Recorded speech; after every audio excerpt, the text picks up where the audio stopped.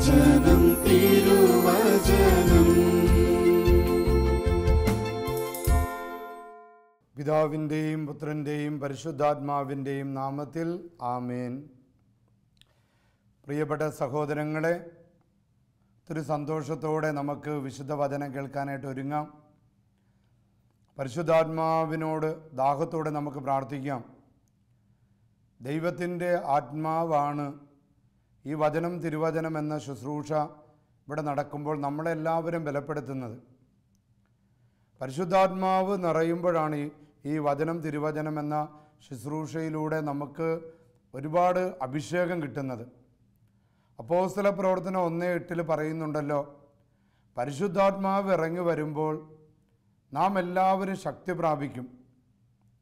ഞാനിന്ന് ആഗ്രഹിക്കുന്നത്, ഞാനിന്ന് പ്രാർത്ഥിക്കുന്നത്, ഈ വചനം തിരുവചനം ശുശ്രൂഷയിൽ നിങ്ങൾ ഈ വചനം കേൾക്കുമ്പോൾ നമ്മുടെ കുടുംബങ്ങളിൽ പരിശുദ്ധാത്മാവ് ഇറങ്ങി വരട്ടെ. അപ്പോസ്തല പ്രവർത്തനം 1:8 നമ്മുടെ കുടുംബങ്ങളിൽ സംഭവിക്കട്ടെ.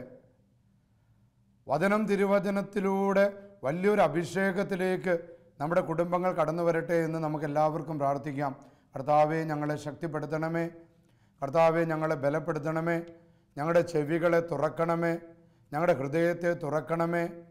പരിശുദ്ധാത്മാവിന് നിറഞ്ഞ് ഈ വചനം കേൾക്കാൻ, ഈ വചനത്തെ ധ്യാനിക്കാൻ, ഈ വചനം ഉപയോഗിച്ച് പ്രാർത്ഥിക്കാൻ ഞങ്ങളെ ബലപ്പെടുത്തണമേ. കർത്താവായ ഈശോയെ, നിനക്ക് നന്ദി. കർത്താവായ ഈശോയെ, നിനക്ക് ആരാധന. കർത്താവായ ഈശോയെ, നിന്നെ സ്തുതിക്കുന്നു. കഴിഞ്ഞ ആഴ്ചയിൽ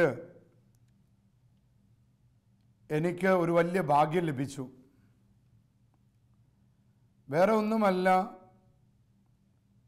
ബഹുമാനപ്പെട്ട 2 വലിയ സമർപ്പിതരുടെ ഗോൾഡൻ ജൂബിലിക്ക് വചനം പ്രഘോഷിക്കാനുള്ള ഭാഗ്യമാണ് എനിക്ക് കിട്ടിയത്. പ്രിയപ്പെട്ടവരെ, നീണ്ട 50 വർഷം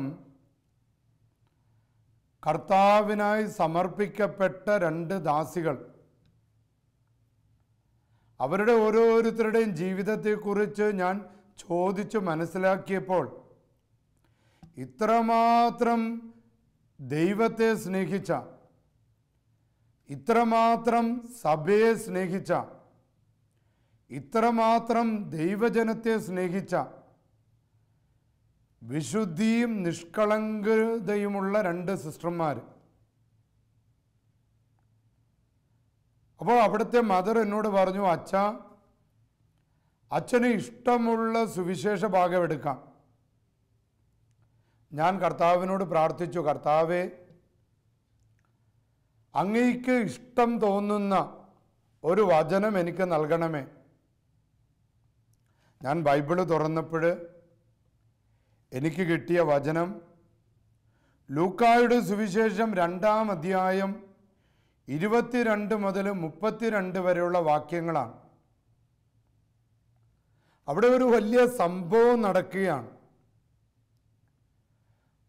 യേശുവിൻ്റെ ജനനത്തിന് ശേഷം വിശുദ്ധ ഔസേപ്പും പരിശുദ്ധ മറിയവും കുഞ്ഞായ യേശുവിനെ നിയമങ്ങൾ അനുശാസിക്കുന്നത് പോലെ ജെറുസലേം ദേവാലയത്തിൽ കാഴ്ചവെക്കുകയാണ്. ജെറുസലേം ദേവാലയത്തിൽ സമർപ്പിക്കുകയാണ്. ഈ സമയത്ത് ശെമയോൻ എന്ന് പറയുന്ന ഒരു വൃദ്ധൻ, അദ്ദേഹം ഒരു സാധാരണ വൃദ്ധനല്ലായിരുന്നു. പരിശുദ്ധാത്മാവ് കൂടെയുള്ള ഒരു വൃദ്ധനായിരുന്നു. അദ്ദേഹത്തോട് പരിശുദ്ധാത്മാവ് വെളിപ്പെടുത്തി കൊടുത്തിരുന്നു, ലോകത്തിന് പ്രകാശം കൊടുക്കുന്ന, രക്ഷ കൊടുക്കുന്നവനെ കാണാതെ നീ മരിക്കയില്ല. വിശുദ്ധ ഔസേപ്പും മറിയവും തങ്ങളുടെ ആദ്യജാതനായ തങ്ങളുടെ കുഞ്ഞിനെ, കാരണം നിയമം പഠിപ്പിക്കുന്നത് എല്ലാ ഇസ്രായേൽ ജനങ്ങളും ആദ്യജാതരെ ദൈവത്തിന് സമർപ്പിക്കണം. അപ്പോൾ തങ്ങളുടെ കടിഞ്ഞൂൽ പുത്രനെ ദൈവത്തിന് കൊടുക്കാൻ വേണ്ടി വന്നപ്പോൾ പരിശുദ്ധാത്മാവിൽ പൂരിതനായി ശെമയോൻ അവിടെ വരികയും കുഞ്ഞിനെ കൈകളിലെടുത്ത് ദാ ദൈവത്തിൻ്റെ രക്ഷ ഞാൻ കണ്ടിരിക്കുന്നു, എൻ്റെ ആത്മാവിനെ ഇനി വിട്ടയക്കണമേ എന്ന് പ്രാർത്ഥിക്കുന്നത്. എൻ്റെ പ്രിയപ്പെട്ടവരെ, എല്ലാ ഇസ്രായേൽ ജനങ്ങളും തങ്ങളുടെ ആദ്യജാതരെ ദൈവത്തിന് സമർപ്പിക്കണമെന്നത് പുറപ്പാടിൻ്റെ പുസ്തകത്തിൽ 13-ാം അധ്യായം 2-ാം വാക്യത്തിലും 12 മുതൽ 13 വരെയുള്ള വാക്യത്തിലും നമുക്ക് കാണാൻ സാധിക്കും. മോശ പഠിപ്പിക്കുകയാണ്, ഇസ്രായേലിലെ ആദ്യജാതരെയെല്ലാം ദൈവത്തിന് സമർപ്പിക്കണം.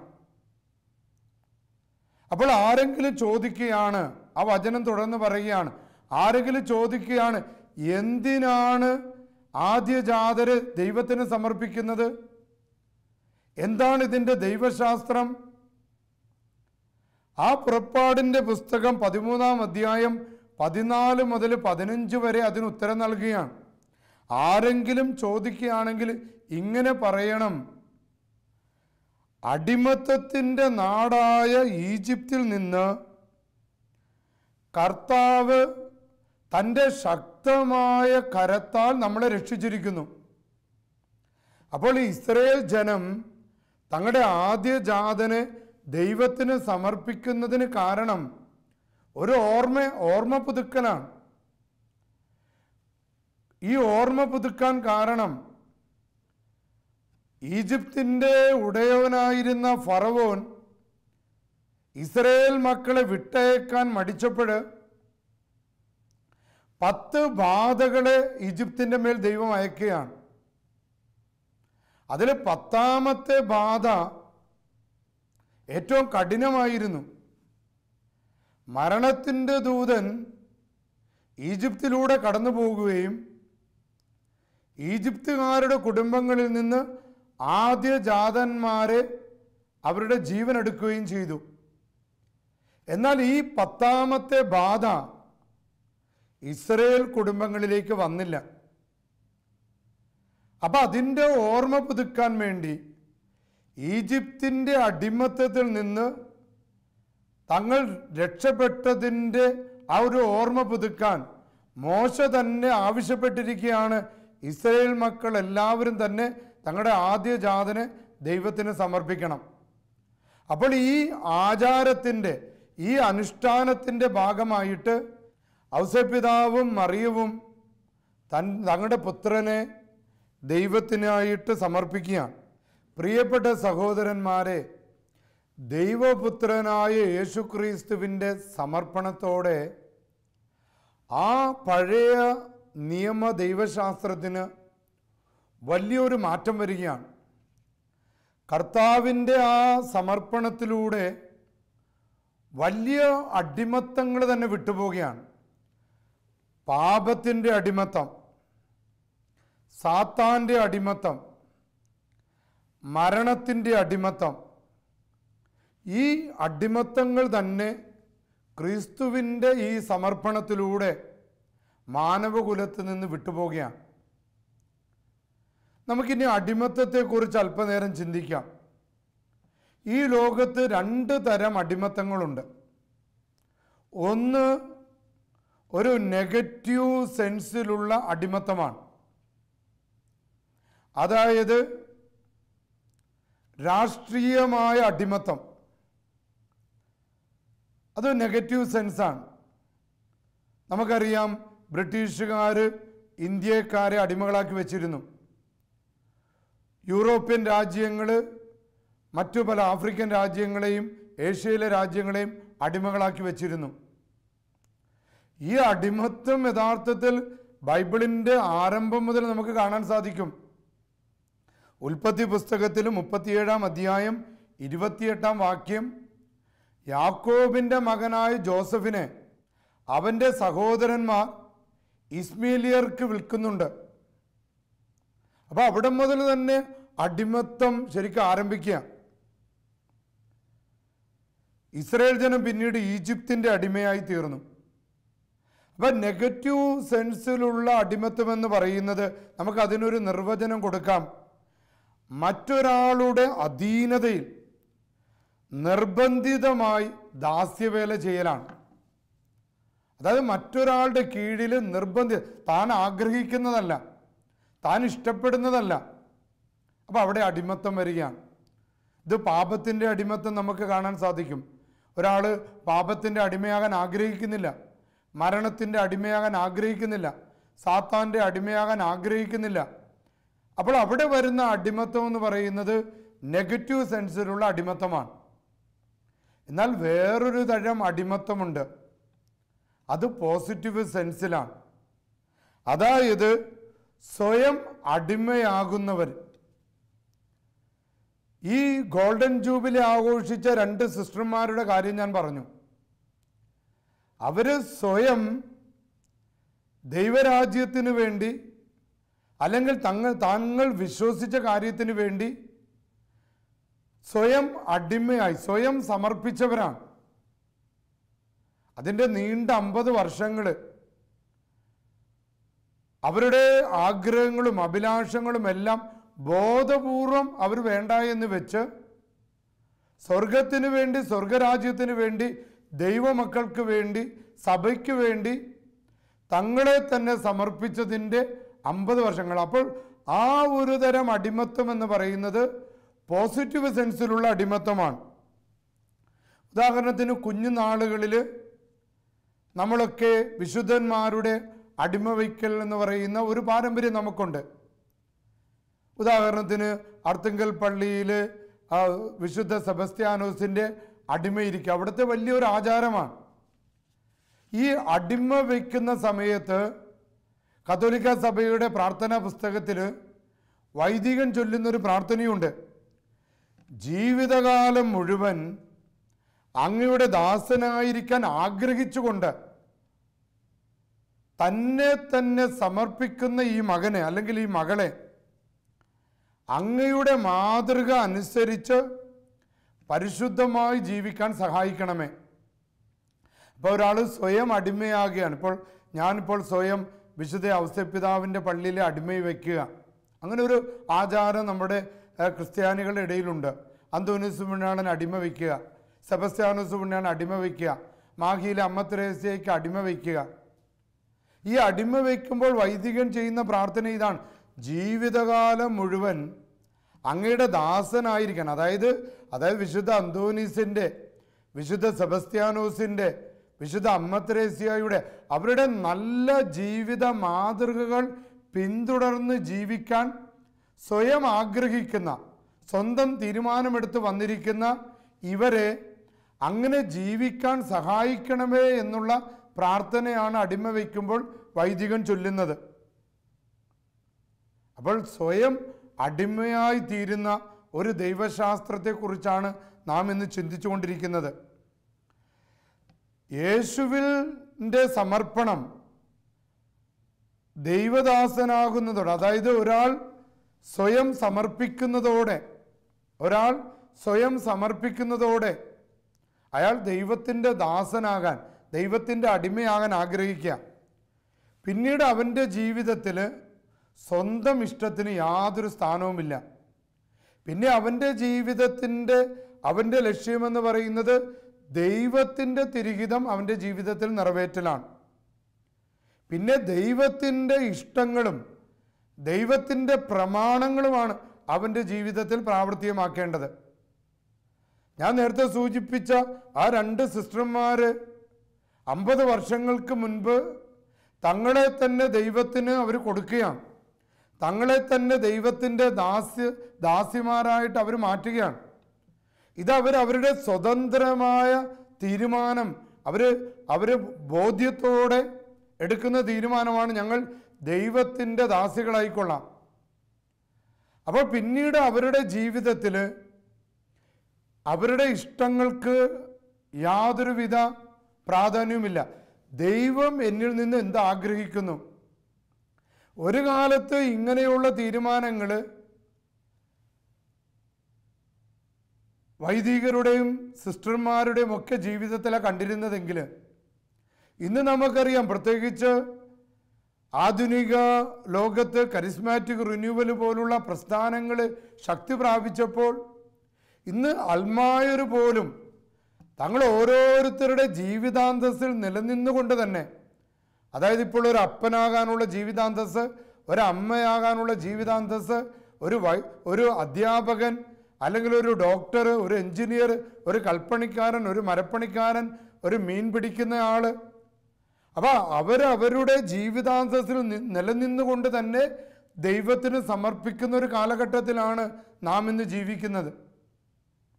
അപ്പോൾ അങ്ങനെ സ്വയം ദൈവത്തിന് സമർപ്പിച്ചു കഴിഞ്ഞാൽ പിന്നീട് തൻ്റെ ഇഷ്ടങ്ങൾക്കല്ല അവിടെ പ്രാധാന്യം, തൻ്റെ സുഖങ്ങൾക്കല്ല പ്രാധാന്യം. ദൈവം എന്നിൽ നിന്ന് എന്താഗ്രഹിക്കുന്നു? ദൈവം എന്നിൽ നിന്ന് ആഗ്രഹിക്കുന്നത് ക്ഷമിക്കാനാണ്. ദൈവം എന്നിൽ നിന്ന് ആഗ്രഹിക്കുന്നത് തോറ്റുകൊടുക്കാനാണ്. ദൈവം എന്നിൽ നിന്ന് ആഗ്രഹിക്കുന്നത് വിട്ടുവീഴ്ച ചെയ്യാനാണ്. ദൈവം എന്നിൽ നിന്ന് ആഗ്രഹിക്കുന്നത് ഞാൻ ദൈവത്തിന് വേണ്ടി എന്തെങ്കിലും നന്മ പ്രവൃത്തികൾ ചെയ്യാനാണ്. അപ്പോൾ സ്വയം ദാസനാകുക എന്നതുകൊണ്ട് ഉദ്ദേശിക്കുന്നത് ദൈവത്തിൻ്റെ പദ്ധതികൾ, ദൈവത്തിൻ്റെ കൽപ്പനകൾ എൻ്റെ അനുദിന ജീവിതത്തിൽ ഞാൻ പ്രാവർത്തികമാക്കലാണ്. അപ്പോൾ ഇത്തരത്തിലുള്ള സമർപ്പണത്തിലൂടെ നമുക്ക് ദൈവത്തിൻ്റെ പദ്ധതികൾ ഈ ലോകത്ത് സാക്ഷാത്കരിക്കാനായിട്ട് നമുക്ക് സാധിക്കും. കർത്താവായ യേശുക്രിസ്തുവിൻ്റെ സമർപ്പണത്തിലൂടെ അവിടെ സംഭവിക്കുന്നത് എന്താ? യേശുക്രിസ്തു പിതാവായ ദൈവത്തിൻ്റെ ദാസനാകുന്നു. ഇത് വലിയ പഴയ നിയമത്തിൻ്റെ പൂർത്തീകരണമാണ് നടക്കുന്നത്. യേശയ്യാ പ്രവാചകൻ 42-ാം അധ്യായം 1-ാം വാക്യത്തിൽ പറയുന്നുണ്ട്, ഇതാ ഞാൻ താങ്ങുന്ന എൻ്റെ ദാസൻ, ഞാൻ തിരഞ്ഞെടുത്ത എൻ്റെ പ്രീതിപാത്രം, ഞാൻ എൻ്റെ ആത്മാവിനെ അവന് നൽകി. യെശയ്യാ പ്രവാചകൻ സഹനദാസനെ കുറിച്ച് നമ്മൾക്ക് പഠിപ്പിക്കുന്നുണ്ട്. കർത്താവായ യേശുക്രിസ്തു ഈ ലോകത്തെ രക്ഷിക്കാൻ വേണ്ടി തിരഞ്ഞെടുത്ത വഴിയും ഒരു സഹനദാസന്റെ വഴിയാണ്. രാജാവിൻ്റെ വഴിയല്ല, നേതാവിൻ്റെ വഴിയല്ല, സഹനദാസന്റെ വഴി. അതായത് ഒരു ദാസനായി, വെറും ദാസനല്ല, the suffering servant of Yahweh, അതായത് യഹോവയുടെ സഹനദാസനായി തീരുന്ന ഒരു വഴി. ആ ദൈവത്തിൻ്റെ ദാസനാകുന്നവൻ്റെ കൂടെ പരിശുദ്ധാത്മാവ് ഉണ്ട് എന്ന് യേശയ്യായുടെ പുസ്തകം നമ്മെ പഠിപ്പിക്കുക.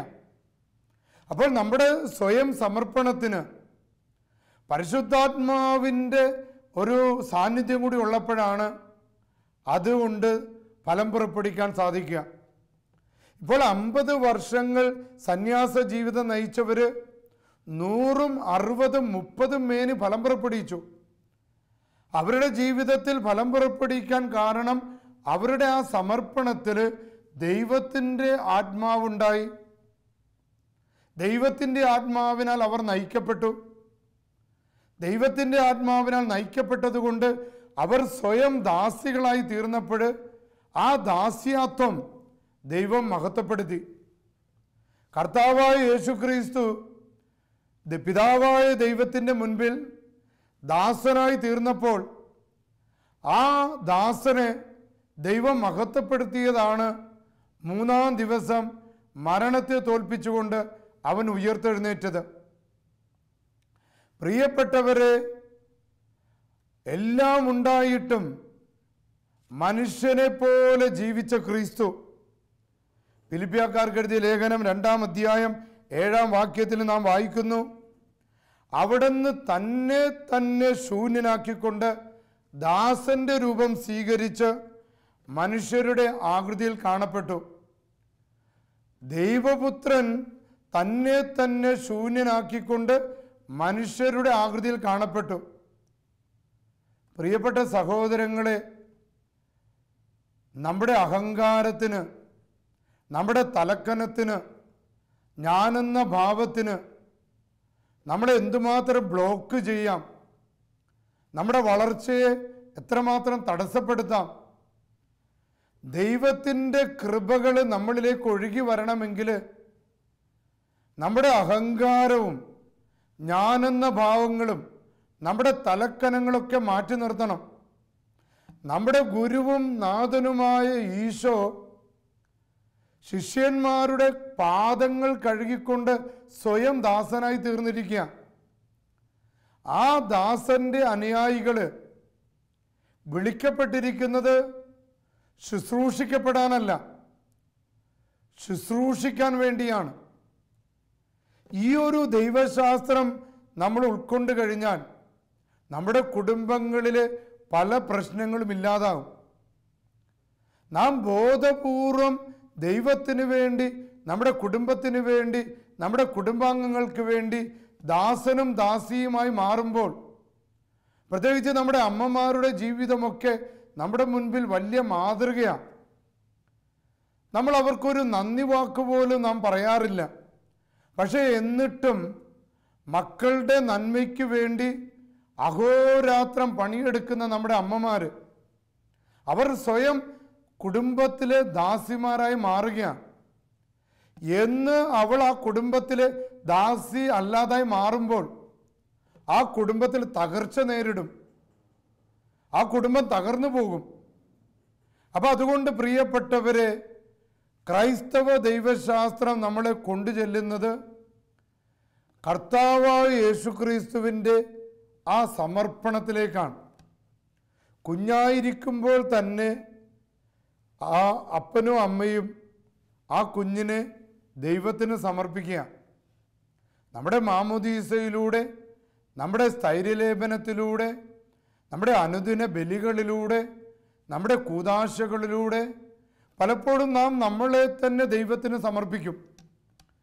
പക്ഷേ അത് യഥാർത്ഥത്തിൽ സ്വതന്ത്രമായ ഒരു സമർപ്പണമാണോ?